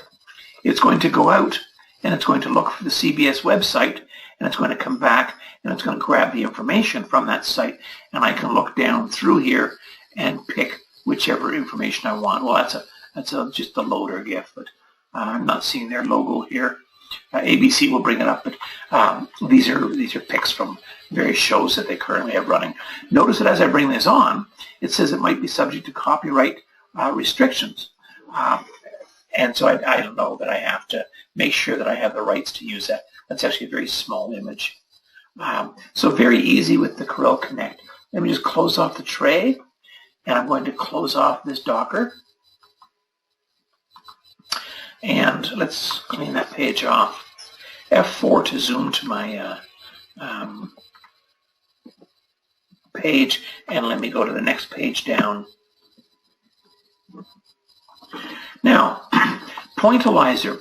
A new concept to X8 is something called extensions, and Pointillizer is one of those extensions.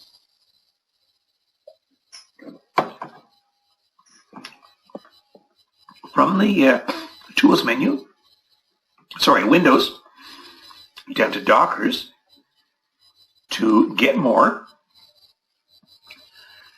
No, I don't want to use that one. I'm sorry, ladies and gentlemen. From my Welcome screen, down to Get More, Extensions. In here, there's a number of different extensions. Some of them are pay to use. I shouldn't say pay to use. Some of them you have to purchase them, and others are free. So Pointillizer, for example, it's a pay extension. Calendar Wizard is free. Convert All to Curves is free. Convert All to Curves is a great extension if you deal with multi-page documents. Borders and grommets is a free extension. If you do large banners and you want to add grommets to the banner, or if you do large printouts and you want to wrap those on wooden frames, if you want to frame them, then it allows you to create the border that will wrap around the edge. It's an awesome extension. So too is the Prep and Stretch, which is free as well. I have it installed already. If I want to uninstall it, I click Remove. It's as simple as that. If I need to install it again, download. It takes a matter of seconds, and it's back on my system. What the Pointillizer does is it allows me to create something similar to a halftone dot pattern. I'm going to close off this. Go back to here. Excuse me. Okay. It allows me to create a halftone dot pattern.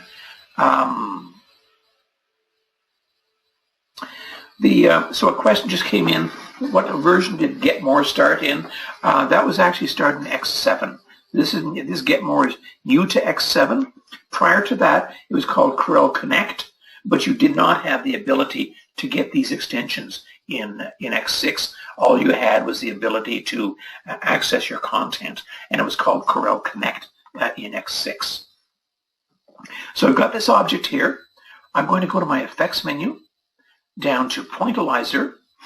It opens up a Docker on the right-hand side, and in my Docker, I can set the density. I'm going to bring that up to about 20.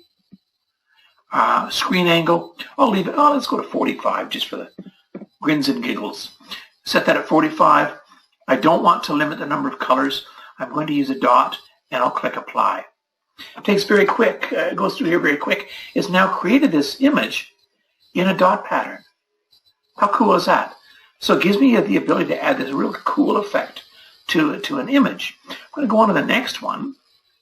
And here we have I Love Corel. I could easily say I love Mom. And I can take this and I can sublimate this onto a coffee mug for Mother's Day. What I'm going to do here is I'm going to go 0. I don't want a 0 screen angle.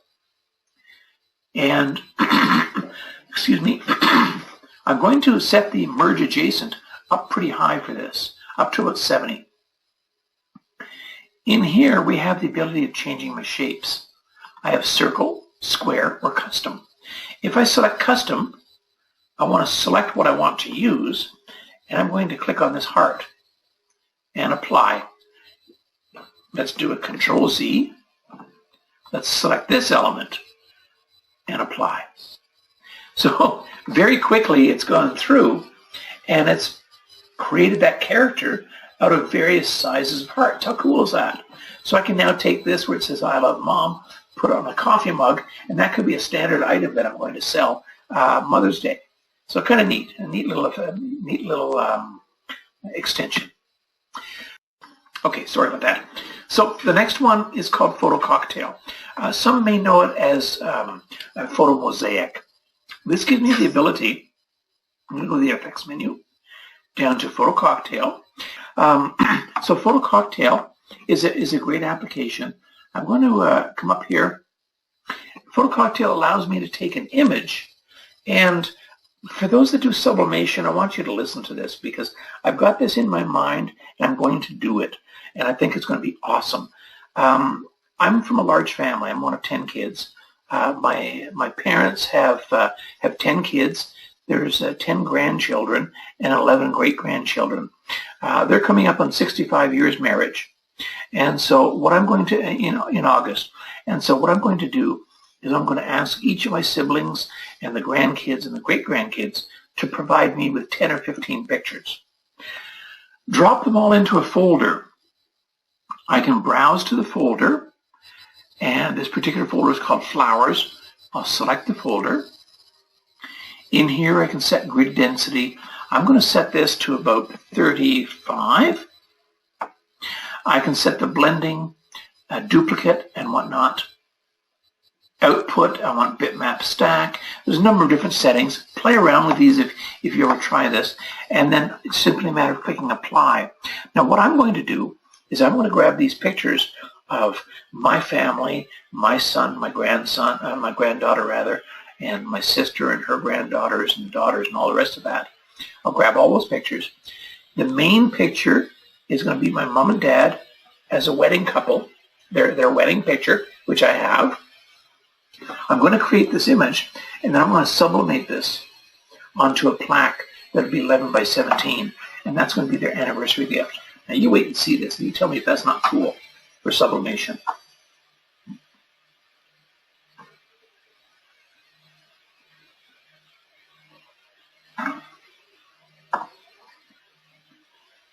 There's a fair amount of processing power that goes into this, and note that the more columns that I use, the longer it's going to take to process this.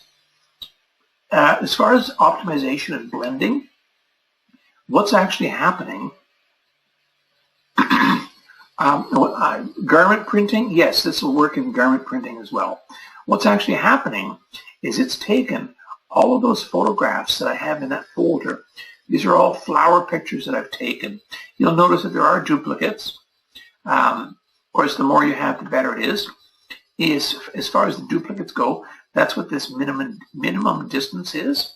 And so now I've actually created this hibiscus flower made up of all those individual images on the screen. So I think it's pretty cool. I think that'd be a beautiful 65th anniversary gift for any kind, 50th anniversary, 60th, whatever the case may be. Can I take this and go DTG? Absolutely. Not a problem at all. Unfortunately, no, this is new to X8. It's not available in X7. So that's the Photo Cocktail. Color Chart Creator. This is great for anybody who does DTG or screen print. Well, not so much screen printing, but direct to garment or sublimation. I'm going to go to my Windows menu down to Color Palettes, and I'm going to open up my CMYK palette, Windows, Dockers, and Color Palette. Sorry, Windows Color Palettes. Getting a little tired. And if I go to my Tools menu, down to Macros, and Run Macro, I can come through here. I'm going to select Color Chart Creator, and I'll click Run. What this is going to do for me, is it's going to allow me to pick a document color or a specific color palette. I'm going to select the CMYK. Actually, I should select RGB for this, and I'll click OK. The whole idea behind this concept is that Customer comes into you. He owns a gymnasium. He's a phys ed teacher. He's brought in a tracksuit, and he says, I need a logo printed on this tracksuit. This is the color I want the logo. He can then go through the various colors that you have to offer and see what that looks like. So you print these out on a piece of fabric, and he'll know what it looks like. Now, what I should have done there is I should have changed the offset on that. So I'm going to do it again very quickly. So it's Tools, Macro, Run Macro,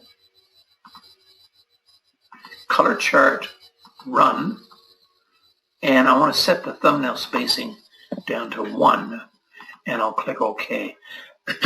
It'll do the same thing, but my colors are a lot closer. I'm now down to 2 pages. I can actually sublimate this or DTG onto a t-shirt, if I'm doing sublimation, onto a sheet of aluminum or whatever the substrate is the customer is looking at, and that way he can pick the appropriate color. Okay. Print merge, let me get back to that. We've got quite a few more slides to go, and I've only got another 7 minutes. I will continue beyond that point, so if I miss any slides that you guys want to see, let me know in the question column, and I'll go back to them. Photo zoom. Now, we talk about taking these images. Customer will bring you an image from the website and say, I want this engraved on a piece of wood, and you take a look at that image, and well, that image is 3 by 5. It's 96 dpi. It's not going to be very good. With the bitmap selected, select Edit Bitmap. That's going to launch this image into PhotoPaint. Now within PhotoPaint, we have a plugin called Photo Zoom. Photo Zoom has been with the application since version, I'm tempted to say X5, but certainly X6. From the File menu, go down to Export 4, Photo Zoom Pro 4, and I think in X5 it was Photo Zoom Pro 2. For this particular image, objects will be merged with the background. I don't want to check and see if there's newer versions. Okay, there isn't. I clicked yes by mistake.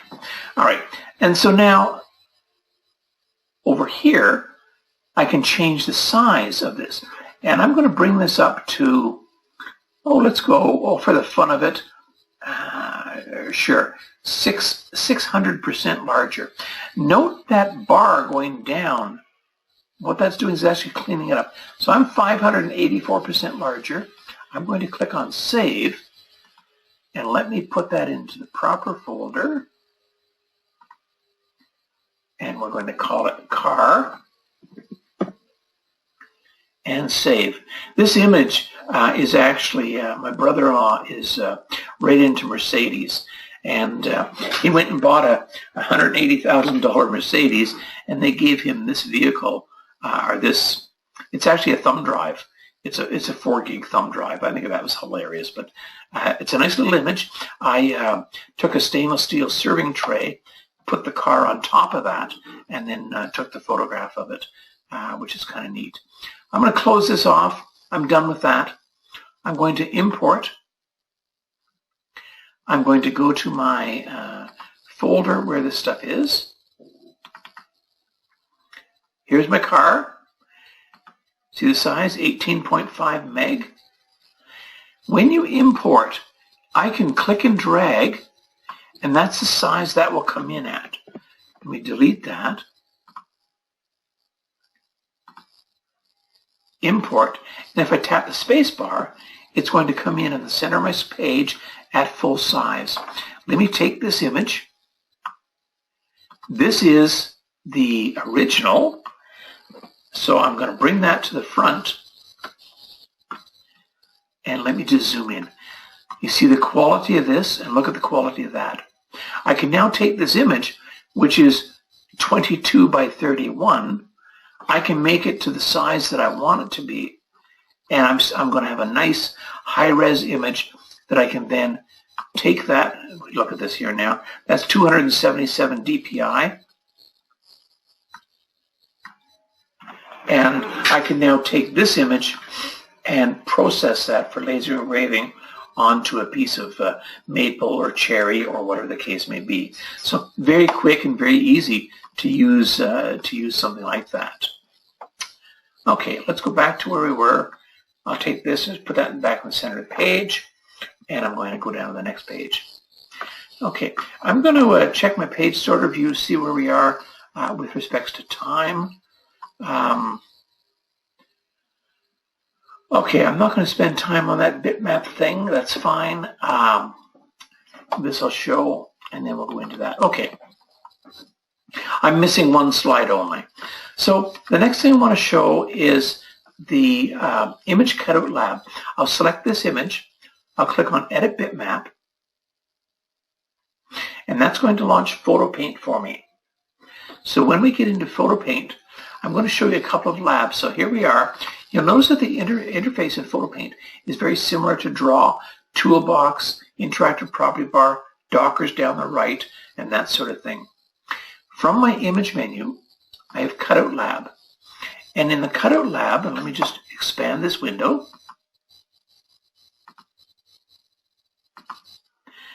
In here, you see the size of my cursor is very small. The larger the cursor, the quicker it is to go around it, but the lower quality. I want to make that, well, maybe that's all right. I want to go around this object, half on and half off. This is something I engraved.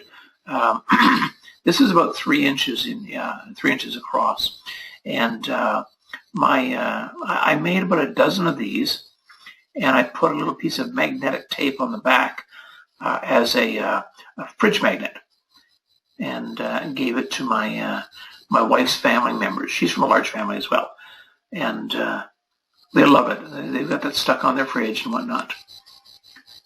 Okay, so I've gone around the perimeter. I'm going to select the area that I want to preserve. I can click on Preview. And here we are. So we basically cut this object out. I see a couple of areas that need improvement. So I want to take my Brush In tool,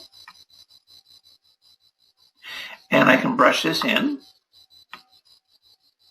If it's hard to see some of these lines, then I can change my background, grayscale, matte black,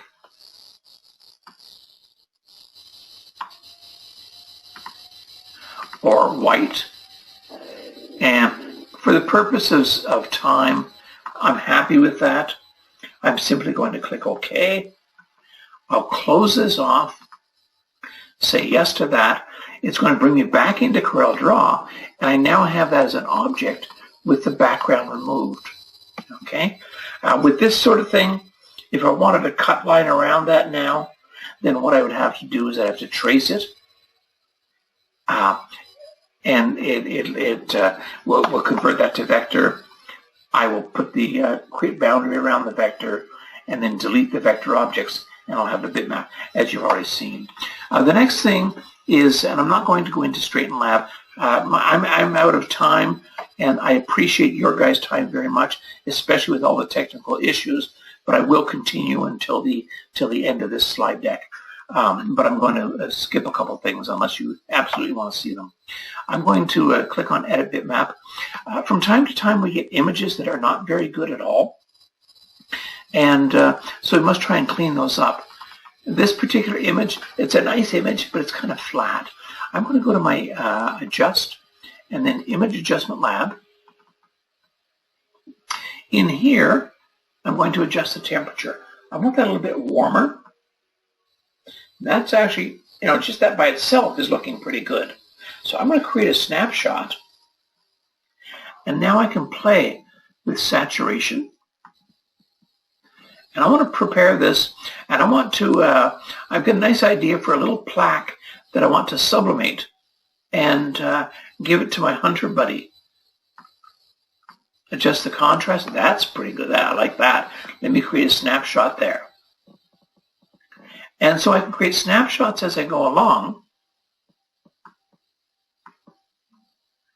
bump this up a little bit, and I'll create another snapshot. So I can now come back. Well, do I like this one here? Do I like that one or that one? I think I like this one here. I simply click OK, and that has changed that image. I'm going to close this off, say yes to saving the changes, and I'm done. As I mentioned, I'm not going to cover this one off as well. That's fairly straightforward. Masking is important, so I do want to cover that. I'm going to select Edit Bitmap. We're going to bring this into PhotoPaint. Now, quite often people will have to mask an object out to adjust it in whatever way they want. Let me just increase this. In PhotoPaint, there's a number of different masking tools. I'm going to use the Magic Wand mask. That's my favorite. And I can click this area.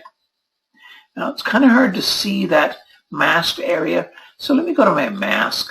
I'm going to go to Paint on, I want to go to Mask, Mask Overlay, and I'm going to mask this area. Come down here. Oh, wait a minute, I've lost that. Why is that? I need to turn on the additive mode. So now I'm going to click here. It's missing a lot of areas. Let me come up here. I'll increase my tolerance. Bring that tolerance up a little bit more. There we go. I'll click the center of this to mask that. Now I want to invert the mask.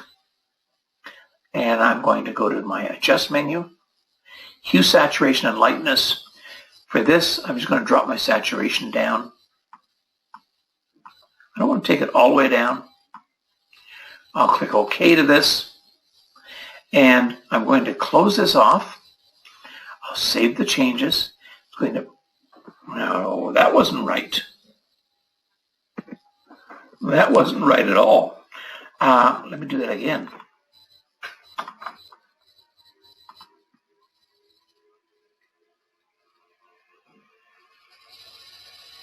What that should have done is it should have left me with a beautiful yellow flower and the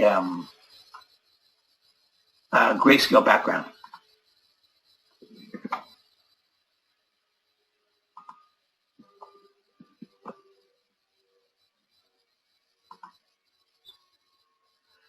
Paint on that. I'm not going to worry about this right now because we have time constraints. Smart Carver, you get a nice image and you want to do some modifications to it. I took this shot down in Jamaica. It's part of the other series where you saw the bridesmaids jumping up and whatnot in the bride and groom. So this is Jessica. I saw the shot, nice shot. I didn't like the balloons in here. From the image menu down to Smart Carver, I'm going to select an area that I want to remove. So I'll select this, this brush and bring that up a little bit. I'm not being super critical. And I'm looking at the image. It's kind of a neat little image, but this tree bothers me. So I'm going to select that tree as well. Anytime I'm going to remove an object that's close to my subject, I want to create a protection line. So I'm just going to drag and drop this down here. Auto contract horizontally is very, very quick. I'll click OK on that. It brings me back into PhotoPaint. I'll close this off. I'll save the changes. I'm back into CorelDRAW. And there's the beautiful bride. She's got, I don't have the balloons over here. I don't have the tree over here either. There's a little bit of artifact right here, but the clone tool will very quickly fix that up. Okay, photo restoration. Now, this is not CorelDRAW. I've selected these two images just to show you one other application, and I'm going to be in here just for a matter of seconds. For laser engraving and sublimation, we quite, or even DTG sometimes, we quite often get customers coming to us saying, I've got a picture of my mom and dad. I want to give it to them as a wedding gift, but it's been water damaged. It's had this happen to it, or whatever the case may be. I want to show you a couple of cool little features. to fix this up. So I'm going to select Fade Correction. I'll bring up this image. And I'm sure we've all seen pictures like this. I know I've got a whole shoebox of them, a suitcase of them from my grandmother when she passed. And I've actually done the family genealogy. In Paint Shop Pro, from our Learning Center, if it's not open, F10 will open it up. I'm going to go to Retouch and Restore. And this, as I say, these particular features take literally seconds to show you. There you go. That's it. That's all there is to it. So I've taken that washed out image from the 60s, single mouse click. I can adjust the settings in here, but I'm quite happy with that. I'll click OK. I can now take this back into CorelDRAW and send it out for laser engraving. The next one I want to show is right here. And let me collapse this panel here. I've got the image opened up. So, Mom and Dad, nice picture, but we got some objects in here. On the left-hand side, we have something called Scratch Remover. Now, for those that do photo restoration, dealing with Photoshop or Paint Shop Pro or even Photo Paint, you know what a clone tool is. A clone tool allows you to pick your source and your target. With the Scratch Remover, and let me move down the leg a bit. When I left click and draw, you'll notice that I have a band on the left, a band on the right, and one in the center. It's going to take the content from the left, the content from the right, and drop it into the center. Let me bring my size up a bit. I'm going to left click and drag and let the mouse button go. And it didn't do it. Just give me a second here. Image. That's why. Left click and drag, let the mouse button go. Very quick, I can go through this image and remove this scratch. I need a little bit wider brush on that.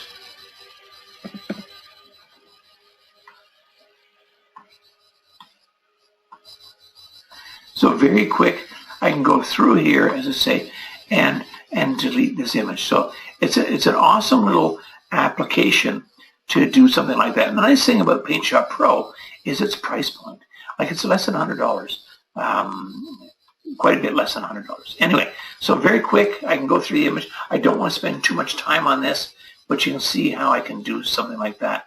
If I grab over here, do it in short bursts, and of course, adjust the, well, we got a bit of a nose there. So that's a little bit too wide. I want to bring that down to, let's go 30.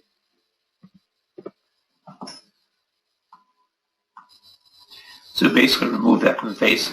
And there's a number of different tools in Paint Shop Pro, but the fact that it works very quick and very easy is a great little application. Let's go back into CorelDRAW. I'm going to go page down. Now, photo prep for laser engraving. That's what you're all here for, right? Give me a question. Okay. Excuse me. So this particular image, this is a scanned image. This one here is the original that I engraved on a ceramic. This is a ceramic tile that I did with that particular image. So standard white ceramic tile. I use trim-clad spray paint, black spray paint, and then engrave that on there. These are the settings I used. I'm going to zoom into this just for a second, and I'll leave that on screen for a second so you can see it in the recording, and pause screen, take note of that. And what I'm going to do now is I'm going to take this image, I'm going to select Edit Bitmap. That's going to bring this image into Photo Paint, and I'm going to go through these steps. So first thing we want to do, here's my image. I'm going to go to Adjust, Auto Adjust, and then I'm going to go to Adjust, and then down to contrast enhancement. In the contrast enhancement, I want to select auto adjust here. My gamma, I want to have it 2. And this will depend on the image as well. Feel free to play with that number. And then I simply click OK. From the adjust menu again, I'm going to go down to brightness, contrast, and intensity. In here, I want to set my contrast to about 20. Or I can type a value in there. And I'll click OK. Looks like I might be a bit washed out, so maybe I did a little bit too much. Let me do a couple of undos. And I want to start this again. So adjust, auto adjust. I want to go to the adjust, contrast enhancement,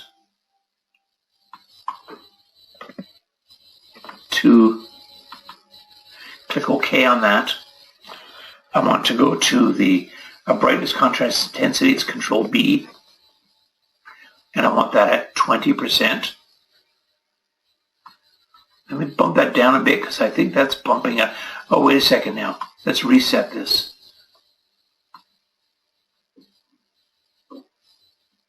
%. I'll click OK to this. Then I'm going to go to my effects menu.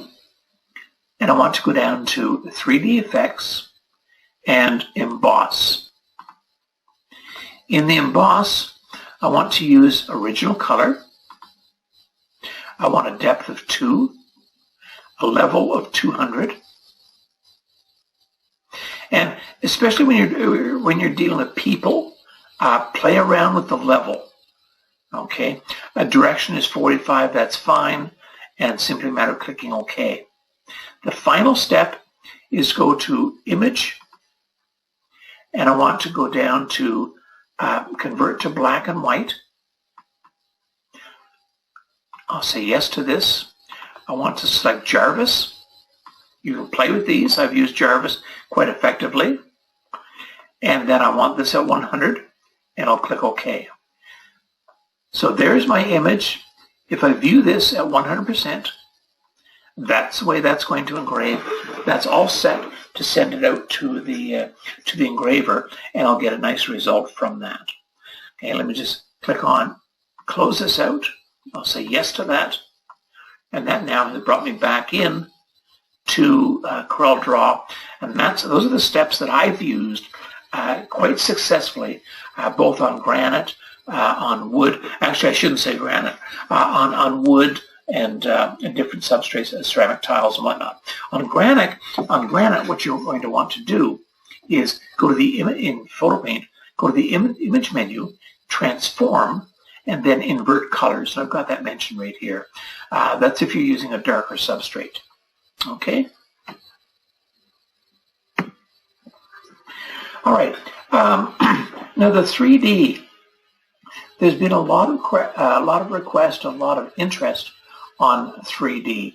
To be very honest with you, I'm not an expert on that at all. I've had an epilogue in-house for about a year and played with it as much as I could, tried experimenting with different things. There's a number of people online that are very good at 3D. CorelDRAW will not allow you to take a photograph and convert that to a true 3D image. It's just not in the application. There are certain things you can do, and if we take a look at this slide, this is the interactive fill tool. And interactive fill tool, if I grab an object, my interactive fill tool is right here, and I'm going to select and drag across here. Here, I have the ability, I have the ability of changing this to a different type. This is an elliptical. I can pull this out a bit. We see what we've got here. So this is basically an elliptical. When that engraves, it's going to engrave like a dome shape. Darker is going to be deeper, of course. I can do, this is interactive fill as well, mesh fill tool and contour tool. Now, the contour tool, you've seen that. We did one or two steps contour to the outside. If we did it to the inside, we can get a different effect. This artwork here is courtesy of Jim Fuentes, who's on the Epilogue Facebook page, and he's kindly allowed me to use these images just to demonstrate excuse me. I'm going to go to my next page. In here, this is a straight linear fill. So create a rectangle. If you hold the Control key down, it'll create a perfect square. I'm going to use the interactive fill and drag that across. If I duplicate this,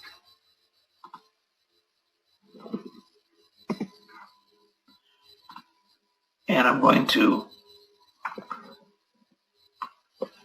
do something like this, I want to right-click to remove the outline. I'm basically creating an element similar to this. And so this particular object will allow you to create a basket weave. Again, I've not played an awful lot with the 3D stuff, but this is the type of stuff that you need to do. Here's one that Jim did with the mesh fill. And so I select this element here, and I go to my mesh fill tool, zoom in. You can see that he's actually added various shades of grays along to this. Usually when you're doing 3D, you want to do multiple passes as well. Let me just bring it to my page again. So you'll want to do multiple passes. This was 3 passes to create this, this piece here.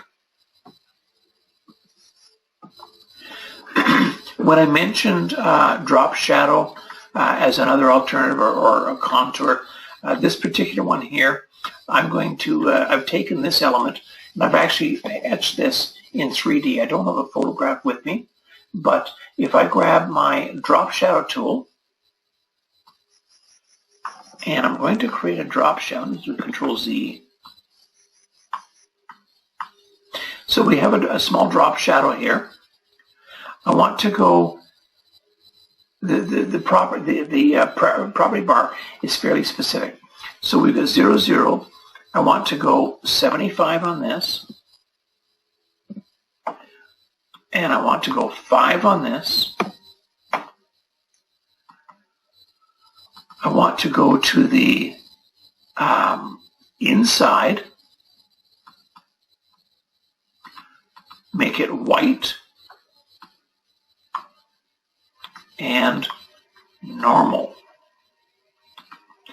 Now, I'm going to take this, I'll go to my Arrange menu, break the drop shadow group apart. I'll select my drop shadow, and I'm going to bring that to the front. So now it's actually created this element on top. I'm going to do a Control D, and that will duplicate it.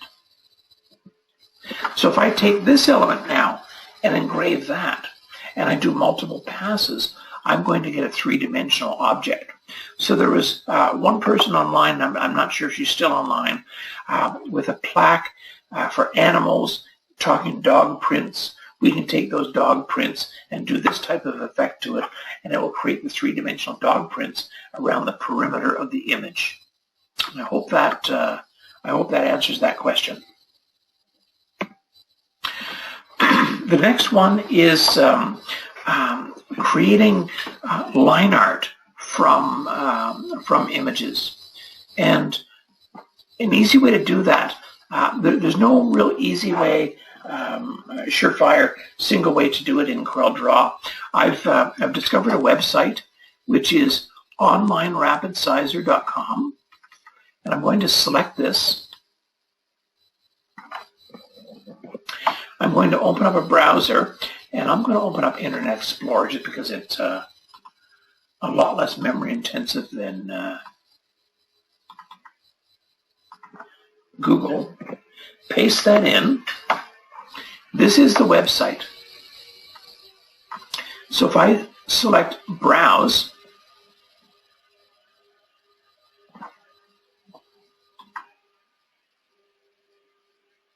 and I'm going to browse to where my image is.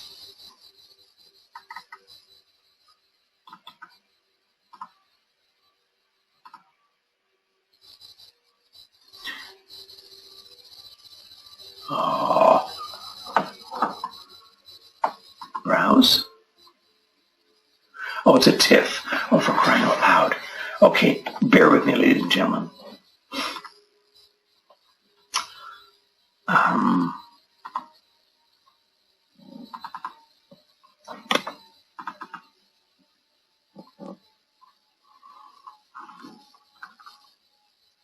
Well, let's do a different image.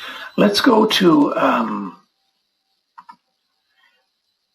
Browse, and it doesn't want to read that. Let me go to Desktop. We're going to go to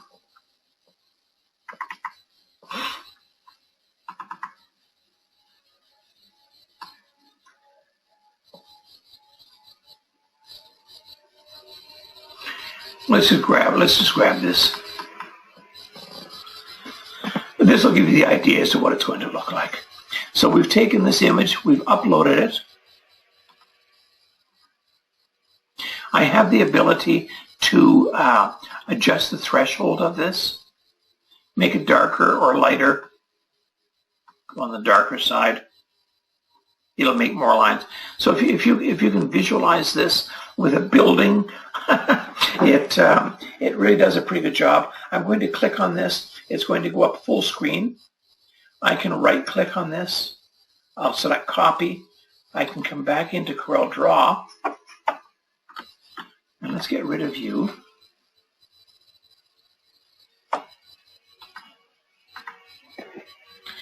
And we'll paste that in. So I can take this image now, if it's a church, if it's whatever the case may be. I know there's some people online that want to do the various Christmas ornaments with different churches and whatnot. You can now take this and laser that onto acrylic or whatever the case may be. This really isn't working out too well, not the way I had hoped for.